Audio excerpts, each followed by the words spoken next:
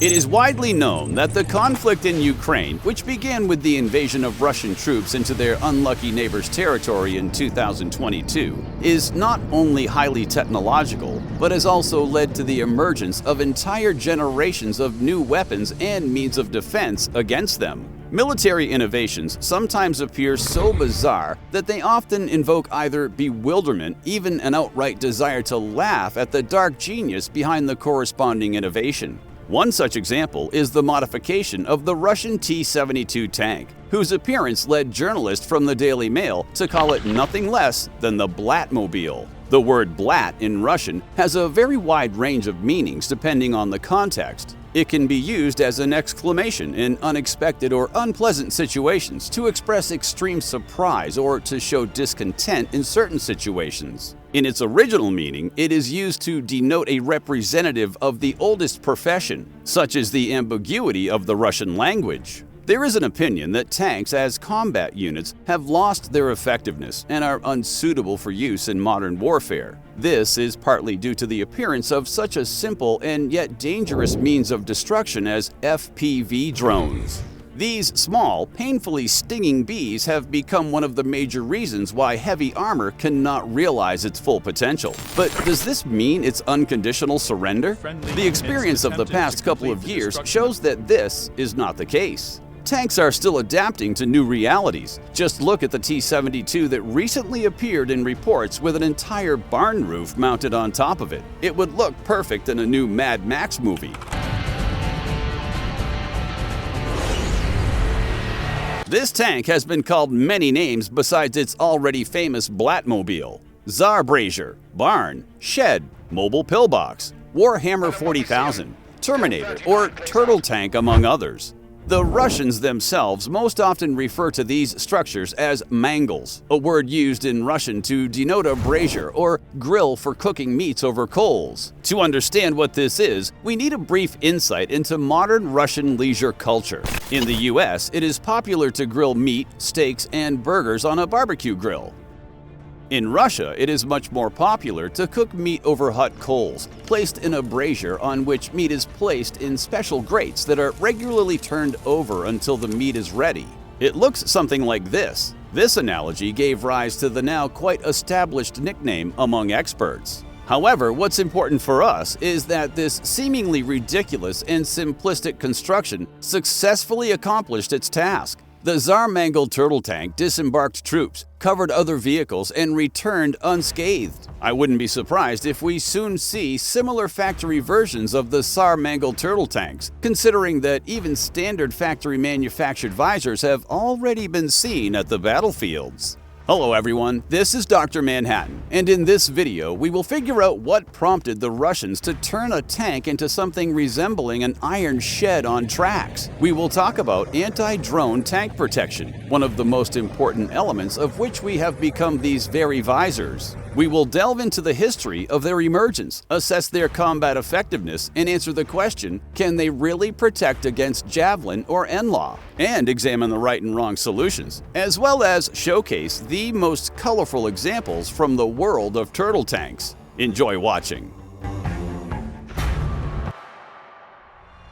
One of the first cases protective visors used coincided with the first use of tanks on the battlefield. Here is a photo from field views of World War I, taken over 100 years ago in 1916, which shows a British Mach 1 tank equipped with a brazier of a correct sloping shape so that all unwanted deadly stuff flying at the tank slides down and does not harm the vehicle or its crew. The next time we come across a visor is in 1961, when a folding circular mesh protection system, simply called tent, was developed in the USSR for the T-54. This innovation was supposed to protect against Molotov cocktails, grenades, and other similar means. Later, this development was forgotten, but the first signs that it was time to remember it again appeared in 2017 during the fight against ISIS. By then, militants had begun using cheap drones with grenades attached to them against expensive armored vehicles. They dropped them directly into open hatches, which were almost always open because combat operations were carried out in extremely hot desert conditions, and being in a multi-ton metal box under the sun without air conditioning with a closed hatch was nearly impossible. Naturally, this led to fatal consequences. This is precisely why the Syrian army resorted to homemade metal canopies, starting to create all sorts of unimaginable structures. They didn't look very pretty, but the necessity and the search for a solution in the given situation made them forget about aesthetics. It's amusing, but the lion's share of breakthrough tank technologies has been widely adopted in the USSR or Russia. This was the case with the Contact 1 reactive armor the world first saw in 1982. The same happened with the gas turbine engine on the T-80 or the smoothbore gun on the T-62, among many other innovations. However, when the world first saw tank visors, many were puzzled, and some even started saying that the Russian military budget was in such a bad state that they had to weld scrap metal onto their tanks. This happened in August of 2022 when photos of Russian tanks with welded metal canopies over their turrets appeared on the internet. Derogatory nicknames like chicken coop, shed, shelf, and so on immediately followed. However, all this mocking was unfounded, as by 2024, visors appeared even on Israeli Merkavas, Japanese Type 10s, and even Indian T-90S Bishmas. Additionally, canopies have been spotted on Chinese armored vehicles, and even the Ukrainian armed forces began outfitting their T-64s along with the British Challenger 2s with these elements. And how about a submarine with an anti-drone visor? I'm talking about the Delta IV class Tula nuclear cruiser, which serves in the Russian Navy's Northern Fleet. It's designed to strike the enemy with Sunniva ballistic missiles armed with nuclear warheads. The submarine features a cage-like structure surrounding its sail. This solution has proven to be truly efficient, as it does indeed protect the upper part of the vehicle from aerial attacks. This is particularly important because the roof, unlike other projections, cannot be effectively covered by reactive armor without leaving residual penetration, since the steel in this area is thinner than frontal and side armor. As more time passed, visors began to appear on tanks directly from the factories. The T-90M, T-72B3M, and T-80BVM all have their unique versions of this protective solution. So how does a modern visor work, and what does it protect against? Let's delve into this, but first I want to ask you, could anyone think 3 or 4 years ago that visor construction would become a full-fledged part of tank building? The protagonist of a famous book and its film adaptation from the late 1990s said that our generation had no Great Depression, no Great War, no great inventions. I wonder what would Tyler Durden say looking at the results of the grim genius of Russian engineers. We have no Great War, no Great Depression. Our Great War is a spiritual war. Our Great Depression is our lives. Repair unit engineers, or the crews themselves, if they had access to welding equipment and scrap metal, came up with a rather unconventional way to provide additional protection for combat vehicles. It has been understood for a long time that something needed to be done about the vulnerable area on the turret roof. But what exactly? It seems that one of the simplest and most effective means against cumulative munitions, which drones essentially are, is a lattice screen. This causes the detonation to occur prematurely and damages the grenade, leading to the defocusing of the cumulative jet, resulting in inefficient penetration. The thing is that for the jet stream to gain strength, it must form at a particular distance from the armor. This distance is also called the focal distance. If it's slightly closer or farther away, the desired effect won't be achieved. It's like adjusting a magnifying glass to focus sunlight to burn something. Visors do roughly the same thing. They are the means by which the jet stream is formed at a distance from the hull and effectively protects the crew from drones, guided munitions, and barrage ammunition.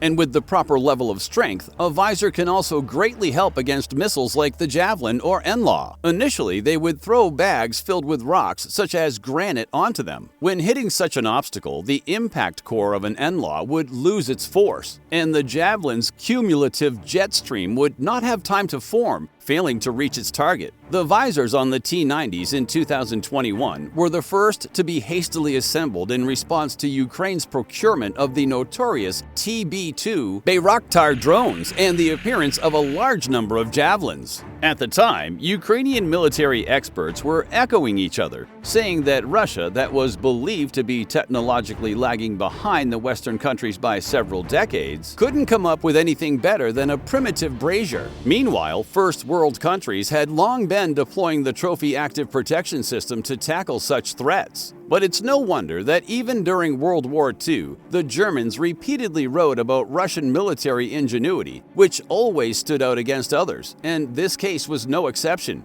Imagine, how much does a trophy cost compared to such a visor? On top of that, the missile of the trophy system can run out, miss, or even fail to activate, while a visor is always there. However, the developers of Trophy, the Israelis, have come to understand that one doesn't exclude the other. Moreover, reactive armor doesn't react to slow drones or the grenades they drop. Therefore, the simplicity with which Ivan approaches solving serious problems truly has no analog. Take another super cheap solution that the Russians came up with, installing a cylindrical container with glowing coals or another chemical substance welded to the tank. This is a thermal trap designed to confuse the infrared seekers of missiles. The notorious javelin will hit the ground next to the tank as it locks onto the heat from the vehicle. The main thing is for the temperature there to be higher than on the tank or on the gun after firing. As for the visors, like any other engineering solution, they also have their advantages and disadvantages. Among the latter are some visibility limitations, restrictions on the use of machine guns, and in the event of the structure collapsing, the crew may get hurt if the hatches are open. A damaged visor can block the exit from the vehicle, dooming the crew to death by fire or capture. Nevertheless, it makes it convenient to attach camouflage to the tank and store various equipment there, serving as an improvised luggage rack. Besides, it protects from the sun and rain. In the case of factory-made visors, not much has changed in terms of disadvantages, but today it's clear that the pros outweigh the cons. The task of the industry is to refine the design and establish standards for constructing visors, combining the maximization of benefits with the minimization of drawbacks. For example, it has been determined through trial and error that the visor must be of correct double slope shape with a plane inclination of 15 to 25 degrees so that the dropped ammunition rolls to the ground rather than exploding on the superstructure. This is the first condition for a proper visor. Besides, the empty spaces or grids in it shouldn't be too large to prevent grenades from passing through them. Otherwise, what's the point of them then? The second golden standard is that the distance between the visor and the roof of the turret should be no less than 1 meter and 20 centimeters, or approximately 4 feet. The reason is that designers have found that detonating a shape charge at a distance of up to 5 or 6 of its calibers only increases penetration. The decrease to almost zero penetration occurs at a distance of 10 to 12 calibers or more. So, if the caliber is 120 millimeters, then the visor that protects against it should be at a distance of no less than 1.2 meters or 4 feet and more. It is well known that the Javelin is a tandem system with 2 charges. The first is intended to defeat reactive armor, neutralize the cumulative grid, or disrupt dynamic protection, while the second is the main munition for penetrating armor. Therefore, the visor should be 2-tiered, or at least 2-layered. The first tier layer neutralizes the first charge, and the second tier layer deals with the main one. That's why the roof of factory-made visors is 2-layered with corrugated sheets of a particular shape. What lays between these 2 layers is unknown, but official sources claim that there are no elements of dynamic protection there because then the visor would have too much mass and create an excessive load on the turret rotation mechanisms. However, they state that the multi-layered structures ensure the efficient destruction of the cumulative jet. Where explosive reactive armor blocks are definitely provided from the factory is on the roof of the turret itself. There, they can shave from 300 to 500 millimeters from the penetration. The Javelin penetrates 500 to 700 millimeters. After the attack, both the explosive reactive armor blocks and the visor itself will likely need to be replaced, but the main thing is that they will do their job.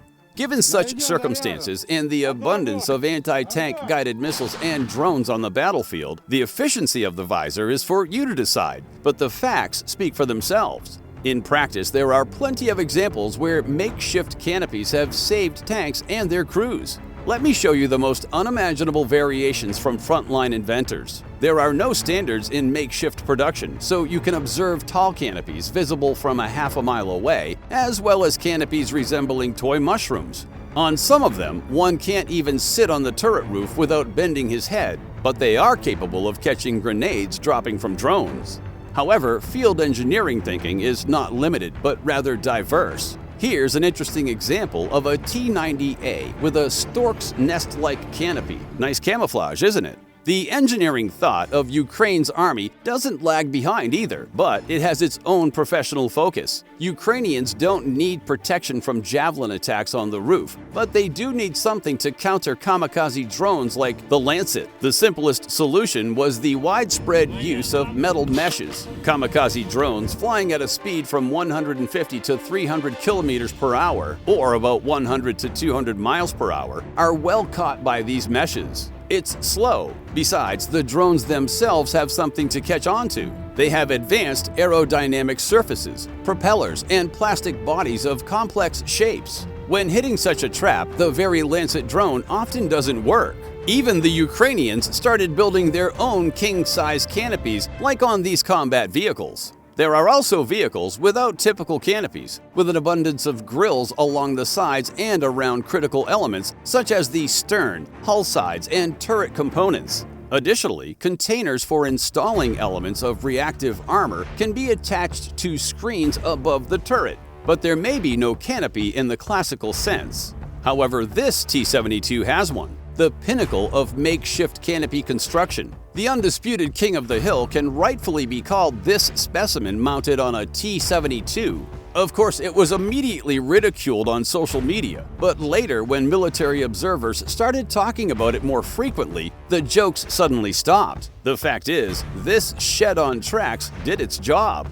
It delivered troops to the city's central area under intense artillery fire and drone attacks, and then returned to the base unscathed.